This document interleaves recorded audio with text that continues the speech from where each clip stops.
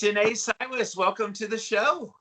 Thanks, Jimmy. I really appreciate you having me today. Oh, I love having you on because I think you're the first wife of a former guest I've ever had on my show. So I had your wonderful husband, Dr. Robert Cywes, which I don't know if he ever told you the story how I met him. No, he just told me that you guys have known each other for a long time. So we're both invited to speak at Professor Tim Noakes' 2015 LCHF conference that he had. I didn't know who your husband was from Adam. I knew he talked funny like they did there, but I had no idea that he was a Florida doctor. And so I'm like listening and seeing everybody on the, oh, who's this Robert guy?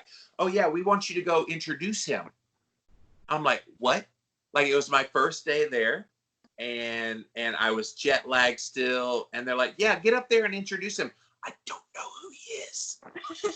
And they were like, oh, just you're good. I'm like, I can't make up stuff. So you know what I did? I got up there and I made up stuff. So next up at Professor Tim Noakes' conference today, you guys have got a really exciting speaker for you. I don't really know much about who he is.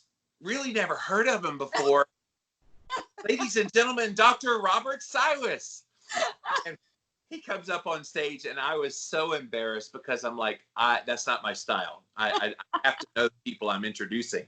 And so I went to bed, and I woke up later, and I came up to Rob, and I was like, dude, I am so sorry. And he's like, no, it was the most wonderful introduction. Nobody knew who I was, and here Jimmy Moore introduces me. Nobody knows who you are. So he got a kick out of it. Either that or he made me feel better about it. Anyway, either way, it's a funny story now that I can tell years later. That's a good story. That's so funny. Yeah, he told me you've known each other for a while, but I didn't know that story, so that's hilarious. Yes. So he's known as Carb Addiction Doc on Instagram. You're actually Carb Addiction Mom on Instagram. That's right. And it's amazing because you and he, I ostensibly have been trying to get pregnant, and now you are. That's right. So congratulations. Thank you. Thank you. So I tell everybody that it's like when we first got married, we had said if we get pregnant, that's fine. If we don't, that's fine. Kind of our age was probably working against us, things like that. And then about a year into our marriage, we started getting more intentional about trying. And so, so then about 18 months after that, here we are. Boom, here we are. Yep. Well, the reason I want to have you on today is because you obviously eat like Rob promotes in his work, very low carb, mostly kind of animal-based foods, a little bit of the fish and a little bit of the red meat and some non-starchy vegetables and things like that. That's how you eat. And people have this mistaken notion that when you get pregnant, oh, well, that gives you permission to have a free-for-all on whatever junk you want. Never mind, you're passing on all that nutrition to that little baby growing. So tell us about the journey so far nutritionally. Have you changed anything? So, you're exactly right, Jimmy. It's so funny because, and I even, will read some of the keto or low carb type groups that I belong to on social media, and somebody inevitably will post, I just got pregnant, or I'm looking to get pregnant. Is it safe to do keto? And the way that people just jump on right away and say, no, do not do keto. It's so unsafe for you, so bad for the baby, et cetera, et cetera. And it's just so sad because they clearly don't know the science behind it. And we know that it's actually the healthiest way. It's the way we were designed as human beings to eat. So what's interesting is I was telling, Rob and I did a couple of interviews as well. And then I've done a couple online with some other Instagram influencers. And I say that about 9 months before we actually found out we were pregnant, I really started more toward, or Rob and I both really started more towards the carnivore side of things. So we'd always been keto, but we did, do vegetables fairly regularly, probably daily or every other day or something. And then that was really when the more momentum around carnivore was starting to come out. So we actually went carnivore about 9 months before we found out we were pregnant. And that's really where I started my body really, I was really healthy, felt really great. But I mean, I got really regular with my cycles. And I think that's what kind of ended up pushing us over the edge. So that's, I mean, it's huge for us. And so then once we found out we were pregnant, I actually went a little bit more back to keto. And it was more because I had a little period of nausea, you know, the typical, and it wasn't morning sickness, it was actually all day sickness, but it was from about week 6 to 16. So there was about 10 weeks there. And I had a bit of an aversion to red meat at that point, and we eat a lot of red meat.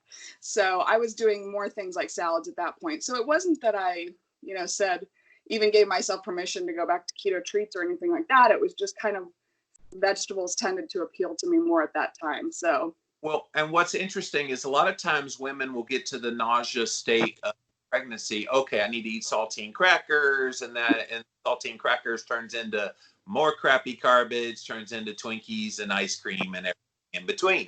And so that's kind of the challenge of when you get pregnant, you start having these issues pop up. And the red meat thing, I have heard that many times before. Other women say, oh, just red meat just became disgusting. So what became your primary protein choice at that? So I was pretty much doing a lot of chicken and a lot of fish at that point, and then some pork as well. But I mean, you know, today I would not go out to a restaurant. Well, I wouldn't go out to a restaurant anyway because we're in this COVID era. But if it was normal times, I wouldn't go out to a restaurant and eat or order a salad with some sort of fish on it. That just wouldn't be what I would go for. I would go mainly towards the, you know, red meat or chicken dish. But I was doing some of that in that period. So that was sort of unusual for me to have that. It just didn't not appeal to me. So I was okay with eating it. Do you know why red meat would become repulsive? Is it because you're maybe sufficient in the things that the red meat would be giving you? Or is there something that happens when you become pregnant? Do you know? I actually do not know. And it's something I should ask Rob, because I'm sure he would know. And on and try to figure out that one, because I would love to know what would cause that. Because again, you're not the first one that has reported that. When I've interviewed various pregnant women before who eat kind of a keto carnivore type of diet, and they say, oh yeah, steak just became disgusting, and the biggest steak you'll ever meet. Exactly. Suddenly it's like, ugh. And again, that's kind of a commonality when women go and get pregnant, is they start getting the nausea and they go down the rabbit hole of the junk food. How do you stop the urge to want to go there? Obviously, you've got an accountability partner literally at home that says, well, you know, but not everybody does. A lot of women get pregnant and they're kind of on their own trying to figure this out. So how do you stave off the cravings? Because I'm sure you would admit you're still having those cravings, like you want those things, but you just know better. So what was interesting, Jimmy, is that I actually, and maybe we can attribute this to the lifestyle, I don't know. There's probably at some point need to be a research study done on it, but I actually have not had any cravings. That's why I consider myself extremely lucky. And whether, again, it's lucky or it's based on the lifestyle that we've lived for quite a while. But that was what was really interesting. I had the aversion, but I didn't have any cravings. So, so it was really quite easy for me. You know, and then things like, obviously, I'm sure you do the same. We always try to supplement with a lot of salt in our food. So, and the salt and then the fat. Yes, that's what I was doing, drinking my Redmond Relight electrolyte drink here, which has a lot of salt in it as well. So I don't know if it's a combination of the salt and the high fat, because that was the other piece, is we've always been, and Rob has always said, even since the early days of us saying, okay, we'll, you know, try a little bit more intentionally to get pregnant, was that I needed to make sure I had a lot of the healthy fats on board. So we've always, you know, had that in our diet. And then we also started supplementing. He had me start a krill oil pill. So I was definitely having a lot of fat. So maybe the fat and the salt helped keep the cravings off, but I was really lucky in that regard. I did not have any. And isn't it ironic? The two substances that we typically are told we need to be cutting out of our diet are saturated fat and salt. Like, yep. It's almost like they're trying to kill us. That's exactly right. It's so sad. I was just reading, I'm sure you did too, last week when the dietary guidelines recommendations came out of the committee, and you know, there was a couple things that started to look a little bit more positive for this whole movement in terms of what's really based on the science about what we eat. But they still had some strong language in there against salt, which was so sad. So, well, and then the restrictions went backwards with saturated fats. They also started paying attention to cholesterol in the diet mattering again, whereas in 2015 they called it a nutrient that you don't need to be concerned about anymore. And now it's back in there again. Obviously, it's not finalized until it becomes published, but the final draft looked really rough. But you're right, they did put in there provisions in there for the first time about babies and toddlers and how you feed. I definitely want to dig into that with you since you're going to have a little baby real soon in the world. How far along are you, by the way? I'm 34 weeks now. Ah, so it's imminent. It's very close. Due date? August 22nd. Oh, August 22nd. That was my brother's birthday. He died many years ago, but that was my brother's birthday. So that's cool.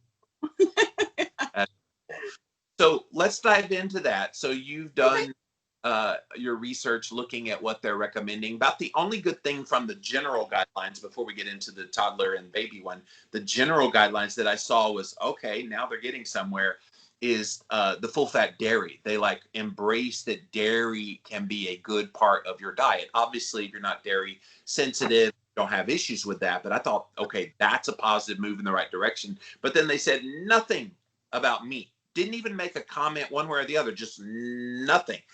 And a lot of things were frustrating about that. I did an entire Jimmy rants just on that topic last week when it came out, but I didn't hit a lot on the baby and toddler advice because, quite frankly, I don't have a baby, so it wasn't as relevant to me. But you have one on the way. Talk about some of the key findings from there, and let's have a banter.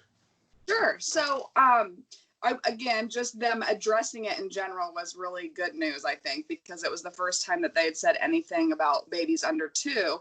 And the slogan that they came up with was actually every bite counts, which I thought was very good because I think that's important for new parents to know. I don't think that we realize what we're typically doing with babies historically because of the standard American diet is we've been, they might be breastfed or formula fed, and then we wean them off of that onto things like goldfish crackers, Cheerios, infant cereals, things like that are completely carbohydrate based.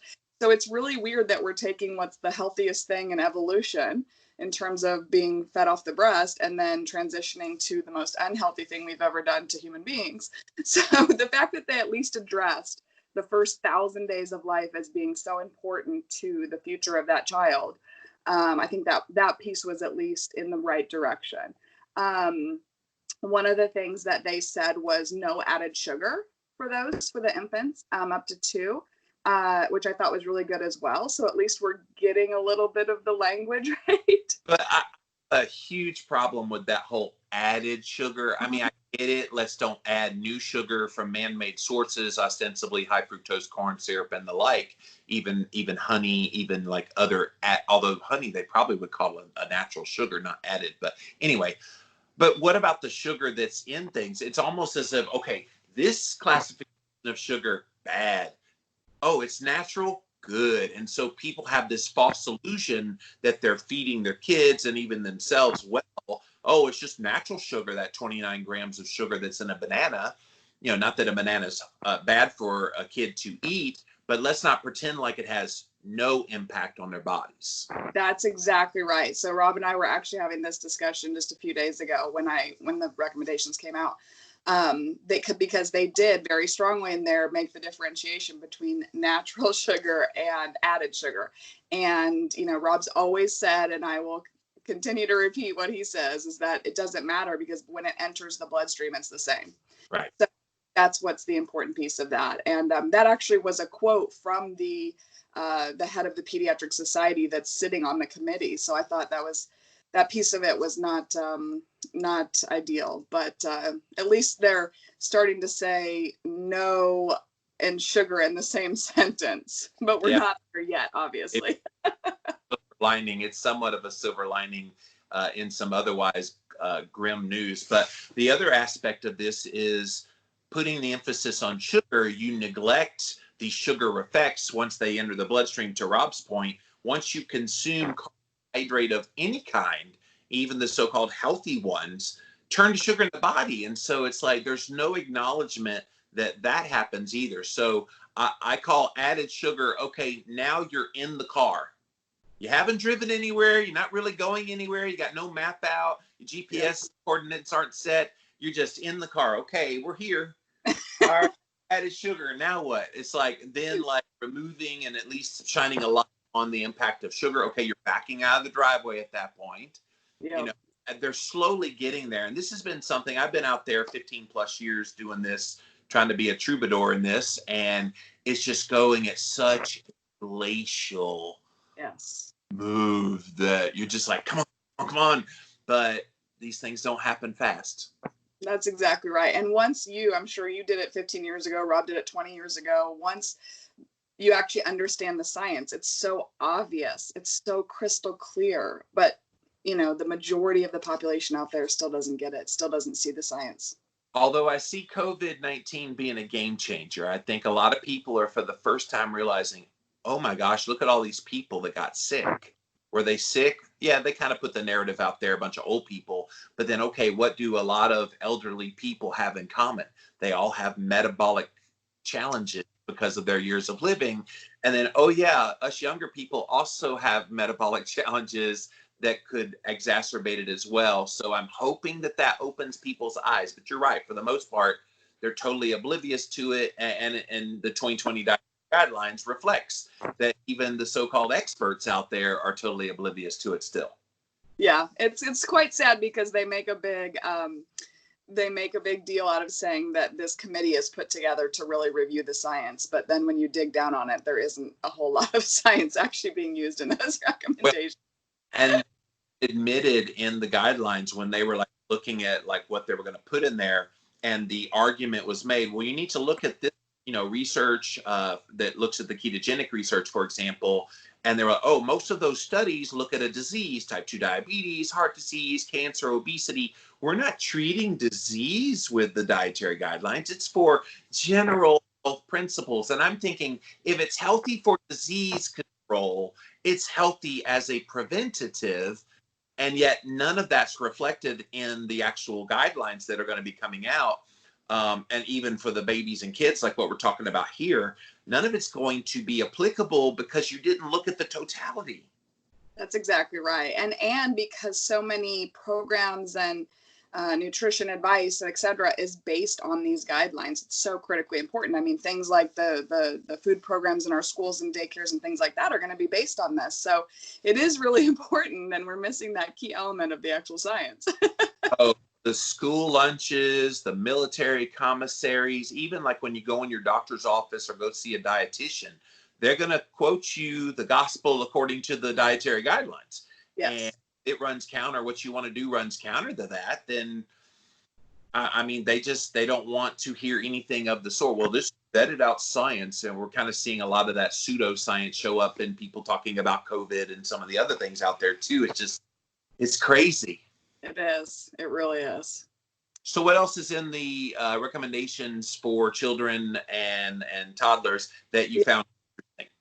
So I thought one of the interesting things is that they actually made a note too of the fact that nutrition in the mother during pregnancy is very important. So I thought that was a step in the right direction because, again, like you said, when we started this out, was that a lot of women see pregnancy as just a free for all. And this is my kind of time to my 9 months, 10 months to cheat or do whatever and just eat a bunch of garbage, and it's horrible. So I think that at least pointing that out. Now, they didn't give any real specific guidelines around that, but basically just the generic statement that the mother's nutrition is very important.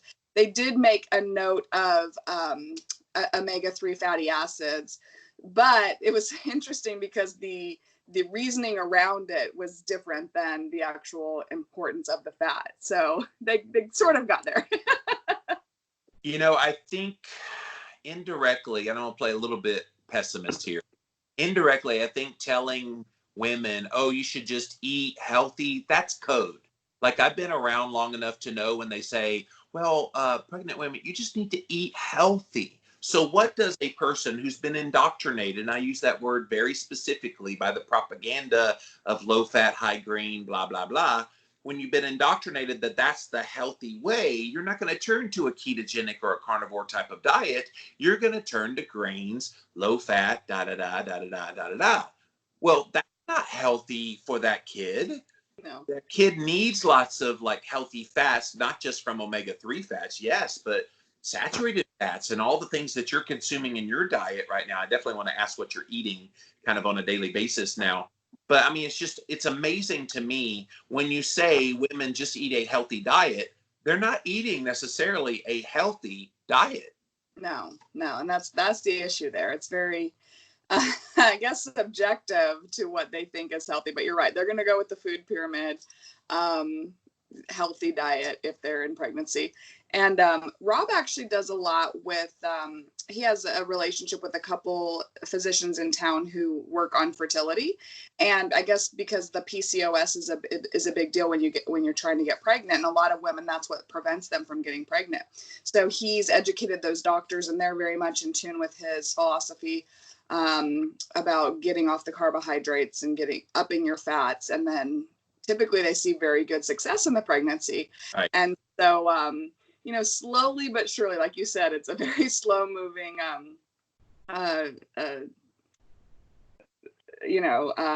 movement, I guess I should say. But there's slowly people are getting there. But you see the success stories, and you hear the success stories from, just the interaction between those physicians on how many of those women are going to see Rob and then coming back and actually ending up pregnant, or maybe they were getting pregnant before, but they couldn't maintain the pregnancy. They were losing the pregnancies, and now they're able to carry full term. And it's really amazing.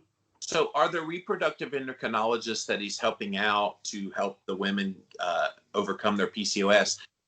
Are they even like knowledgeable that PCOS is just another manifestation of insulin resistance? Is that even on their radar screen? I don't know if it was initially, but once Rob presented science to them, it made total sense. And right. Actually, apparently they had said they had a typical dietitian on staff there within their greater practice, and the two of these women in particular weren't really on board with the way that dietitian was doing things. So in fact, they, I guess, gave Rob one of their handouts, that prior to working with Rob, about what they were telling these women to be eating. And you're right, it was grains, fruits, vegetable, it was your standard healthy diet. And they weren't in agreement with that, but they didn't quite see it all the way from Rob's perspective in terms of, so once he presented the science to them, it became very, very obvious. And now it's like, they totally get it. They're on board. They're sending patients all the time. So it's really been neat to hear, anecdotally from Rob, just a lot of success coming out of that partnership. So Janae, what's your background? So my background is I have a master's degree in speech language pathology. So it's a health science degree, very heavy in, biology and the health sciences. So I took a lot of science courses in college and ended up staying 6 years, finishing my master's degree. And then I worked in healthcare as a practitioner for 8 years. And then I ended up taking a different job outside of, I was still working in healthcare, but I went over to the industry side of it. I became a salesperson or account manager for an imaging software company. So I kind of had a little bit of it was really a lifestyle change. I love what I did, working with patients every day, but just decided I needed a change and went into the sales side of things. So now I work in healthcare IT. I work for an imaging software company. And of course, you're married to a nutritional medical genius. Yes. I love Rob's videos. He's so forthright when he's talking, and you have to listen, and he just is very convincing when he's talking. I know I'm doing a bad impression, but you can probably tell he's a little bit passionate about what he does. And it's because, and I know you guys have talked about this, but it's because he's also had the personal struggle. It's not like he's just trying to teach everybody the gospel, not having lived it himself. I mean, he lives, eats, and breathes it every single day. It's a struggle for him. And so he really sees the benefit. I mean, he saw it for himself first and foremost, and then for his children patients, because being a pediatric surgeon, it really started with the childhood and the adolescent. And then it blossomed more into adults as well. So He's very, very passionate about it. He understands the science very well. And I love that you call him a genius, because I always do the same thing. I'm like, people don't understand the level of genius that he is. And I have the funniest story about that, because we were at one of the Low Carb USA conferences a few years ago. And Pam, who helps run the organization with Doug, and a couple of the women that were volunteers were asking me, like, what's it like to live with, he's so smart and he has so much to say all the time and he's so enlightening. And so I was like, yeah, it's really interesting to live with somebody at that level of intelligence, right? But the funny story I have about him being a genius is that when he goes to bed at night, he needs to relax his brain, because as you can imagine, his brain's constantly going. And what he does to relax his brain at night is he plays the most complex level of Sudoku puzzles, like the expert Sudoku levels. That's what he does to relax his brain. So people, I would probably do the beginner level Sudoku maybe, and not to relax my brain. He does the complex, and then he ended up turning his iPad sideways to make it even more complex. Of course. You know what I thought you were going to say? I thought you were going to say he listens to old school Beastie Boys to kind of calm down, and that would have been like a shocker. But the Sudoku does not shock me very much. Yes, I don't think he knows who the Beastie Boys are, probably.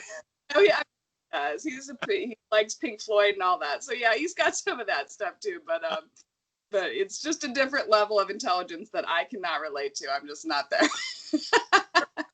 At one of the Low Carb USA, I think it was down in South Florida conference, and all he does is gets out, and when he talks, he's very like kind of into it, and the spit's flying, and the hands are doing the Mr. Roboto thing, and he's intense. Like, if you ever have a conversation, he's just one of the most intense people.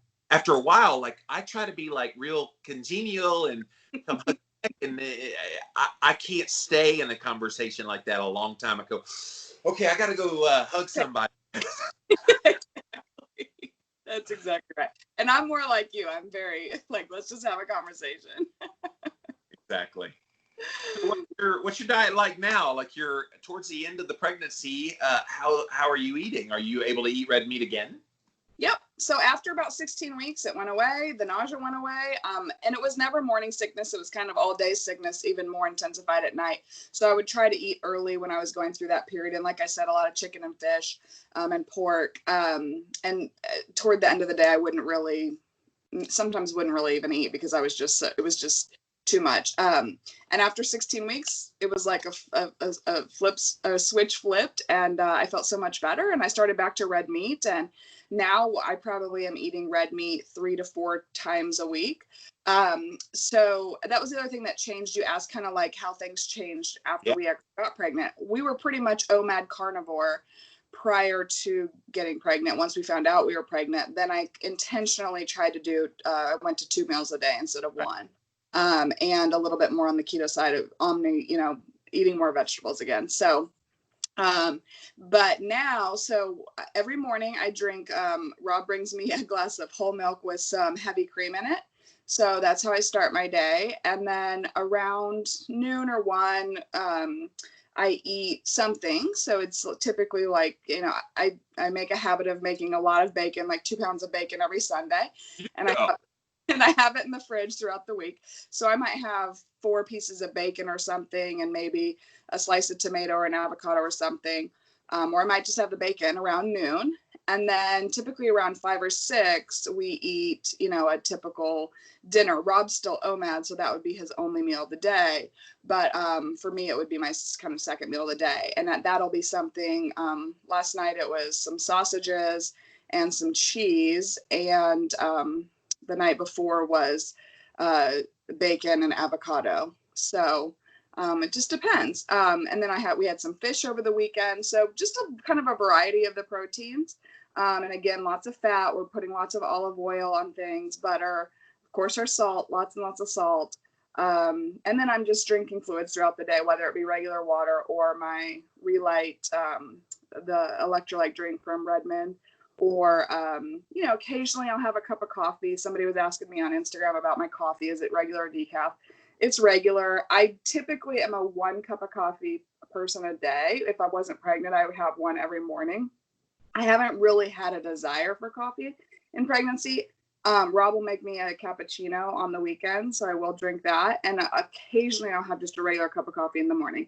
And they asked me, am I worried about the caffeine? And my response was, when you're eating this healthy in terms of mostly carnivore, a little bit of vegetable, very, very low carbohydrates just from the vegetables, basically, and high fat and high salt, I don't think a little bit of caffeine is something to be worried about. So. No, not when a lot of women are just stuffing their mouths with anything and everything, as we were talking about earlier. And I want to talk about, because you're going to have the little munchkin here very soon. And so, like a lot of the people I've interviewed before that were keto, paleo, low carb, carnivore, all throughout their pregnancy, all the way to the end, as the kid starts to grow up, they talk about how highly intelligent they are, and free of disease, and they get them outside and let them play naturally, and they naturally like exhibit athletic ability at a younger age. Like, these are all benefits that I don't think people think about. Oh, it's just in the cooker in there and it pops out and what happens. And I'm thinking, you're not thinking very clearly, because like my mom was over 300 pounds when she had me. So very clearly she had insulin resistance. She was eating everything under the sun, early 20s when she had me. And so she passed on a lot of stuff to me that I have to deal with now, because of her choices while she was pregnant. And I'm not blaming her, just it's a fact. And so, like, what are some of the things that you're expecting to happen with this child? Have you guys given the child a name? We have not. We have not. It's like the biggest, everybody, because people will say, oh, we want to get you something. We want to put the name on it. And then we're like, we don't know. We've barely talked about it. So we still have a ways to go in that regard. So we don't have a name, but you're right. I mean, you hear the stories anecdotally. I think what we're going to have to do, because everybody loves their research studies, is at some point we're going to have to actually do a study about this. But I think because there's been so much misunderstanding about the ketogenic or the carnivore lifestyles, there's going to be some hesitation for people to actually volunteer for those type of studies. But those who understand the science, I think, will. And so I think there'll have to be some studies done at some point. But I do think that you're going to see a more advanced development of the child. The both brain development, like you said, physical development, being disease free, et cetera. I mean, I have a lot of friends, and even within my own family, the kids tend to stay sick all the time, especially when they start going to daycare and all those things. Of course, a lot of germs being passed, et cetera. So it's going to be interesting to see what happens with our child, is that, we see sort of a healthier trend, not so much sickness, even though they're in that same environment with a lot of germs, other children, et cetera. I believe, and again, this is a belief, but hopefully we can prove it, that we won't see the constant, ear infections and tonsillitis, whatever it is, all the, germy diseases that these little babies are getting. So. Well, I mean, I can only imagine, and here's a factoid people don't realize. When a baby is born, they're born in a mild state of ketosis. So somehow it's the ketosis that's keeping people away from being in ketosis in utero. Get over that, because the baby's already in ketosis when they come out of your body. But I'm thinking back to even when I first went keto and got real serious about keto, the brain health benefits is what I know most, the mood calming and mood stabilizing effect. And a lot of kids, they talk about the terrible twos. I wonder what effect having that kid, not necessarily in ketosis, but having them as you're in the incubator right now, you eating well and then feeding them naturally from the breast, and then all the other things you'll do following that. If it would, stay off what's typically known stereotypically as terrible twos, and as they get older, some of the behavioral issues. I mean, it just seems to me, if you could convince people of all of those effects before the kid gets to that level that they're out of control, you could convince a lot of people to start eating just like you are. Absolutely. And I think it's important to note that Rob actually he's done a couple talks on both ADHD and autism and some of the other childhood diseases that we're starting to see increased prevalence of. I think he said last year the incidence of autism was like 1 in 49. And 50 years ago, it was, the statistic was much, much, much lower than that. So it's quite sad, but I do think you're right, Jimmy. And so what we can do to test that theory is once our child turns 2, we're going to have you babysit a lot. Okay. Just give me lots of bacon to feed the kid. I'm good. Exactly. But I do think behaviorally, you're right. The brain is calmer, the mood stabilizing. You don't have, because you're not on this constant high and low based on your blood sugar. So I think we're going to see some really positive results. Yeah, I'm excited to watch because, like I said, I know several people. I know Dr. Jay Wortman. Does Rob know Jay? Yes. Yes. Jay's up in Canada, and he had one kid that was older, his boy, when his girl was born, and he was like a teenager. He's out of the house now, but the little girl now is in her teens, and as far as I know, she has excelled beyond every percentile of everything academically. I remember talking to her when she was like 4 or 5, and she could carry on a conversation with you as an adult. I'm like, how many 4 and 5-year-olds could do that? Like, unless you're just gifted genetically, and that does happen too. I think nutrition can play a huge role in that development. And again, it just makes you wonder if every mom, as they're getting pregnant, eats well and passes on these great things to their kid, what kind of things could we accomplish in this world? It's like, it's an interesting like thought process to think about of, man, it's just that simple. Yep. That's exactly right. It's going to be really interesting to see. The more, I'm glad, again, it's definitely a grassroots movement, but it's definitely gained momentum. You and Rob were some of the very, you guys really spearhead a lot of this 15, 20 years ago, but now it is gaining more and more momentum. So it's going to be interesting to see. We'd love to have that sort of surge of the aha moment of everybody. Right. It's going to take some time to get there, but you're right. I mean, I think as a society, we could just skyrocket in terms of what we could accomplish if we really understood what we've done incorrectly the last 50 years. Yeah, and unraveling propaganda is so hard. Like, you walk down the street, everybody thinks saturated fat's going to kill them. And I'm going, how do you undo a wrong? It's almost like, forgive the analogy, but it's almost like telling people, oh, Hitler wasn't a bad guy. Yeah. People will forever think he's a bad guy because what? Well, number one, he was a very bad guy. But let's say they lied about him and he wasn't. Then you find out he was a good guy. Your brain just can't make that. No matter how many ketones you got in your brain, you can't make that switch to that it's suddenly a good thing and not a bad thing.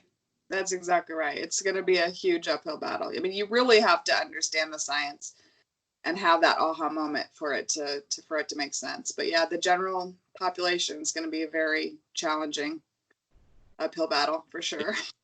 Well, I mean, we're all doing our part, I guess. I know Nina Teicholz has been out there trying to bang that drum. Of course, Gary Taubes, as long as I've been blogging, has been out there. Even before I was blogging, the New York Times magazine article that he wrote way back 2002. And like, we feel like we've been doing this for a little while, but as much as it's familiar to people like me and Rob and you and all the rest in this community, it's still fresh to so many people. Like, I wrote this book 6 years ago, and there's still people asking me, they'll write me, what's a keto? And I'm going, wow, like, you think you've immersed yourself in this for so long, people would know.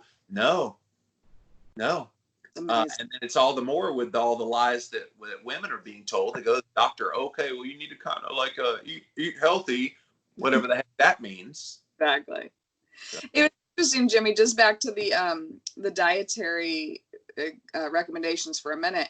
One of the things they said for kids after 2, so they said, this whole no added sugar thing before 2, and they actually kind of spoke out against fruit juice under 2 years old, but they said after 2 years old, that they could have up to 4 ounces a day, no more than 4 ounces a day. And I was like, 4 ounces of 100% fruit juice is still 16 grams of carbs, a day, daily for these kids. And that's just a fraction of what those parents are actually feeding them when they're fit. And then they also made a note of feeding the infant cereals, that would be a healthy source of, I think they said iron and zinc. I can't remember exactly, and I'm thinking, no, because you're going down the wrong pathway at that point when you're giving them cereal.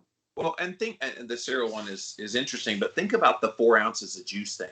How many moms are going to sit there and like measure out exactly 4 ounce? No, they're going to pour it in a big glass and they're going to drink it. That's it.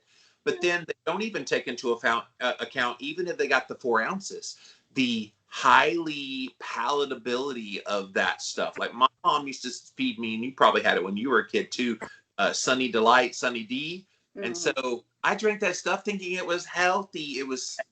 It's so funny because I can drink that now, like to have a taste of it, and it's so blow your head off sweet, I can't even take it.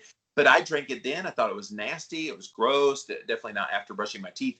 But I mean, it was just one of those things that I did only because it was healthy. I didn't really like it. But it's stoking of sugar cravings and other carb cravings because they had that little bit of 16 grams of sugar in fruit juice. Yep, that's exactly right. And I think that's where we're going wrong is the word fruit in general. Everybody thinks that's so healthy, but most of us in this community won't even touch fruit, you know. You know, I might have an occasional berry myself, but that would be the, you know, very, very rare occasion. But, you know, the rest of us will never, you'll never see us with a banana and orange. Oh, well, and even more insidious is all these little like gummy bears as made with real fruit juice. They'll put the packaging, and I'm going, are people really getting this for the fruit juice? And then like, what's that fruit juice giving them? That, and especially once it's in a processed food like that, they've stripped any good things about that fruit juice way, way out of it at that point. That's absolutely right. Yeah. It's just so sad. I mean, it's just, we're just so misinformed. We're so misinformed. I mean, I would say to the food industry's credit, they've done a really good job. Look at what they did. Look at what they did to seed oils. They called them vegetable oils. So people hear oh, vegetables healthy, so vegetable oil must be healthy. And so it's insidious they've done. It's, yeah, it's so sad. So we need some of those good marketers to come on this side of the fence to understand the science to help our movement. We've got good marketing minds. I try to be one of those people that tries to come up with ways to communicate, but it's tough because you're fighting the food industry, which is extremely powerful. And we hadn't even talked about the food industry ties to those guidelines. I did a Jimmy Rants recently where there is a medical organization that over half of the people that were on the Dietary Guidelines Advisory Committee are a part of, and they're directly funded, and it was created by Coca-Cola. So over half of those people are on this board, this medical board with Coke. Why would we think that they would say anything bad that would go against where they're getting, I guess, their pockets lined a little bit? And I hate that because I know Rob, is thrown into the medical category as well, but he's not taking money from organizations like that, nor would he because he's ethical. But how many would sell their soul just to get some money? Yeah, it's very sad. In fact, Rob says all the time, it's what he does, what the other physicians in this space do. There's no money in it because there's no product that they can endorse besides salt, of course, and fat, and the animal industry basically. Right. But outside of that, yeah. But that's about it. And so it's very sad. But for those of you like, you who have really spearheaded this movement, have been doing this a long time, you get that and you see where we've gone wrong. But it's just so sad that monetary has to play into, that this is really the health and well-being of our society. Yeah, and Rob's been at it for 20 years, me the last 15 plus years. I mean, we have seen progress. I don't want this to be doom and gloom that nothing has happened. Right. I think, really speaking, most people realize that they probably need to cut down on their sugar. Most people realize that, okay, maybe I'm eating too many carbs. Well, you know how I knew it was happening was I would watch a movie or a TV show, oh, I'm eating too many carbs. And it's like, oh, yes, like 15 years ago, that would have never happened. It would have been all that. That's exactly right. But people are still so afraid of fat. So the lipophobia still continues, which is so sad as well. It'll change. If they lose the fat argument, the calorie hypothesis is over. Uh, and the biggest mistake, by the way, of the dietary guidelines, at least what they've done in the final draft, is why aren't the first 3 words eat real food? Food. Exactly. Like, I guess they assume it's axiomatically believed to eat real food, but what are most people eating? Crappy garbage. Yep, that's exactly right. Food like disease agents, or any of the other names that I've come up with them. It's just stuffing their mouths with these things, thinking they're food. And the moment you tell people real food, so what am I eating now? Okay, if that's not real food, what is real food? They could do so much more, but again, when you look deeply, they don't care about actually people's health. All they care about is making sure that the special interest groups that got them on that committee are happy at the end, and they're going to be this year. Yep. For 5 more years. Exactly, and that's what's so sad is this only happens once every 5 years. So twice in a decade, we have the ability to, and I say we, that's sort of a, I think we've tried in this community, we've done some advocacy, we've tried to reach out to senators, et cetera, based on Nina's initiative, but we only have a chance to influence this twice every 10 years. And so it's quite sad because, again, those recommendations kind of dictate everything in terms of funding for programs, the guidelines, the school lunches, all that. It's very sad. Yeah, I testified in front of that committee in 2010. Really? Story at the beginning of Keto Clarity. I was one of 2 normal people. Everybody else was there from industry or research. Jeff Bullock was there that day. I'm trying to remember the big names in our community. I think Sally Morell was there to talk about Weston Price. Anyway, there was a bunch of vegans. And actually, I ended up right next to a vegan. It was Neil Barnard. Because I remember he looked over at me. Hi, I'm Dr. Neil Barnard. I'm like, I know who you are. And he knew who I was. He just didn't recognize me. And he'd been on my podcast before. But it was funny because people were just going up and giving their little 3-minute speeches. And most of them were just reading from a script because they were just trying to get it into the record. I get up there, no notes, no nothing. And I just look straight at them and I go, look, everything you told us was true about nutrition. I have found exactly the opposite is true. And we need to be having more options for people if we're going to make good guidelines that actually are going to help people. Don't make it so monolithic where it's just one. We don't all wear the same shoe size. I have 13 triple E. You might have an 8. You might have a 4. We need to have different options for those different shoe sizes of our diet preference. So until we do that, we're going to have more diabetes, more heart disease, more obesity. Absolutely. And I'm going to come back here in 5 years and say, why? And then I dropped the mic and walked out. And then did you go back in 5 years and say, I told you so? No, because they didn't change anything, although 5 years ago was 2015. And they did make some decent changes 5 years ago, but now we've regressed again. We're about to regress again. So it's those kinds of things that you kind of get frustrated. But for me, it's less about them and more about, okay, if you're going to fail us, it means I'm going to have lots of business still in my business with what I do in sharing information. I think people are becoming less and less enthralled by what they have to say, even though they still influence public schools and things that we've been talking about. And they're relying more on their own intelligence and their own kind of vetting things out. It's why keto got a foothold. It's why carnivore has a foothold, why paleo a decade ago had a foothold.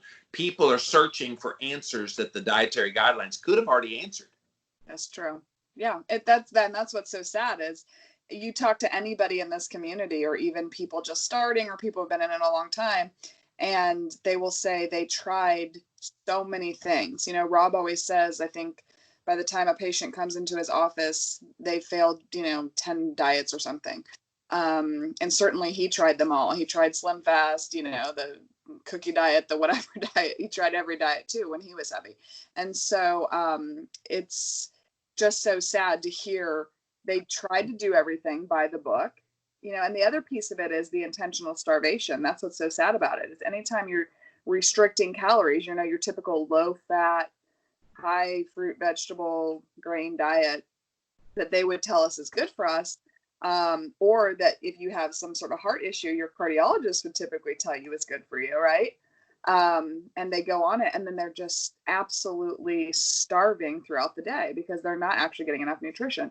But anytime you're restricting calories that much, you will lose weight. So initially they'll, lose the weight. They'll maybe feel good. A little bit of change, always makes the body feel good.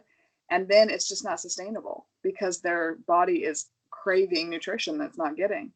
So it's quite sad. By the way, you mentioned the cookie diet. I had Dr. Siegel on this show before.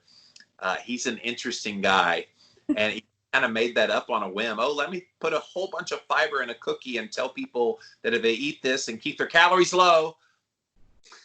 I was like, is it your cookie or the calories low? And then you, I guess, poop out those few calories. It was so weird. Interviewed a lot of people. I had the Twinkie diet guy on. There was all kind of people that have had weird diets over the years. The HCG one was always kind of funny. I know it's controversial that it works, but it doesn't work. But you eat low calorie, but then you eat adequate calorie, and it's just okay. That's whatever helps people with their obesity. But at the end of the day, I think we put too much emphasis on obesity and not enough on people becoming metabolically healthy. Because if you're metabolically healthy and you happen to have extra weight on your body, that's far better.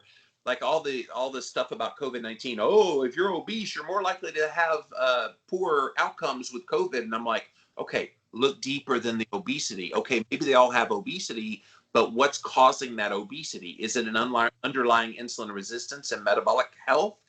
Then I would say, okay, what if it's that? I think you can be extra weight on your body and metabolically healthy. And by be thin and metabolically unhealthy, and yet they don't talk about any of those things. I was just having this conversation last week with one of my girlfriends who's also pregnant, actually, because she said she's going in for her glucose test this week, and so she's worried because she's a very, very high carb consumer. And she said that she's had other girlfriends who are pregnant right now who are very thin and active. So thin and active, again, this is how we define health apparently. And they've ended up with gestational diabetes. And I told her, I said, actually, it's quite the opposite. That if you're thin and you have the metabolic disease or you're going into diabetes or whatever, you're much more unhealthy than when you're overweight. The extra weight is actually protecting you from becoming diabetic. Rob always says the same thing. He'll, point out somebody who's might be overweight, but they're much healthier. You look at their labs and everything else, they're much healthier than the very thin, brittle type 2 diabetic. So but again, it's like wrapping your head around the fact that somebody who could be overweight could actually be healthier than a thin person who's got diabetes. The problem is we're very visual people as humans. And so if you see someone fat on their body, oh my God, they're lazy, they're, gluttons. I get it a lot because I have extra weight on my body, and oh, you must be sneaking donuts. I'm like, I don't even know what a donut tastes like.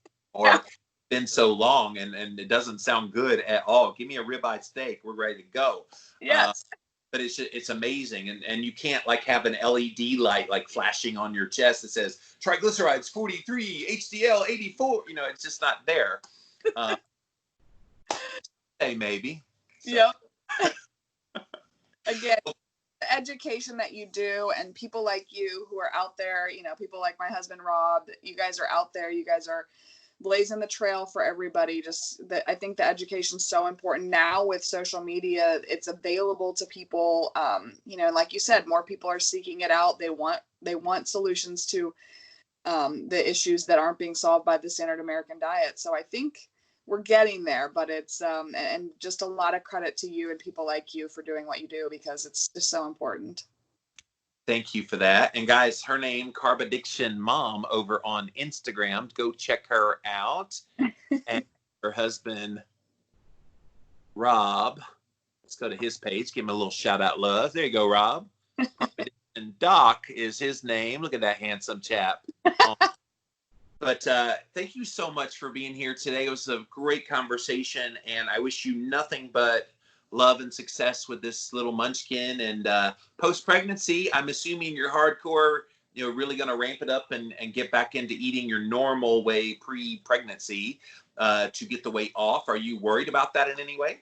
I'm not worried about it at all. I'm actually kind of on the low end of the weight gain spectrum. So I'm 34 weeks, like I said, and I've gained 19 pounds. So Wow. I think that's sort of at the low end. But I, like you said, I'll be back to OMAD, pretty much carnivore after the birth, and so I'm not concerned about it at all. And again, it's not really about the weight; it's about the health. We always have to keep that in mind. So yeah, I think, and then again, we're just gonna. The plan is to do everything as healthy as possible for the baby, breastfeed, and then when the time comes, we'll start the keto led baby, and we'll let you know how the results go. Soon, because we may have carb addiction baby on Instagram soon. That's right. That would be a good way to like update it. I mean, obviously, I know you want to protect the kid, but yeah. But anyway. we want to share the wealth of knowledge too, because we think it's so important. So we definitely will be out there. Awesome. Well, thank you for being here today. Thanks, Jimmy. I really appreciate it. Have a great day.